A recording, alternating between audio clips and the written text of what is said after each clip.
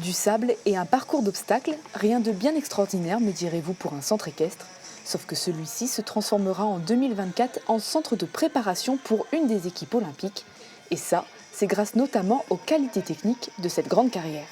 C'est la qualité du sol, alors c'est le sable, mais également la texture, il y a de la fibre dedans. Enfin, l'idée, c'est vous voulez que quand les chevaux sautent à la réception, ils ne se blessent pas. Mais surtout aussi, elle est vallonnée, on ne s'en rend peut-être pas compte, mais elle n'est pas plane, donc elle est très technique. Et puis 9000 m², donc c'est vraiment très grand. Chaque année, déjà 7 compétitions internationales de saut d'obstacles sont organisées. L'arrivée de ce premier couple avec 87 secondes et 46 centièmes.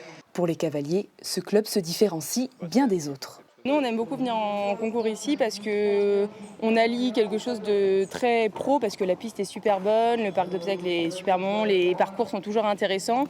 Et à la fois, c'est hyper convivial. Enfin, on est au bord de la mer, on est à 5 minutes de la plage, donc on peut aller marcher les chevaux à la plage. Ça leur fait du bien au moral. Le centre compte 3 carrières, un grand manège et plus de 600 box, de quoi accueillir en bonne et due forme une équipe olympique. Mais quelques rénovations restent à prévoir. Ça, c'est une carrière de dressage qui fait 60 par 20 et on va l'élargir de 10 mètres par là, donc elle fera 60-30 et on va la couvrir. Au total, l'enveloppe des travaux est estimée à plus de 2 millions d'euros.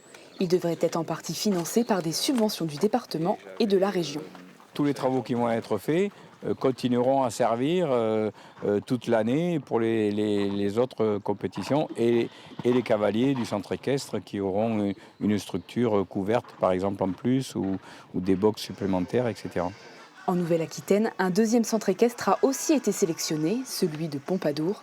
Reste à savoir pour les 2 clubs régionaux quelle équipe olympique ils recevront.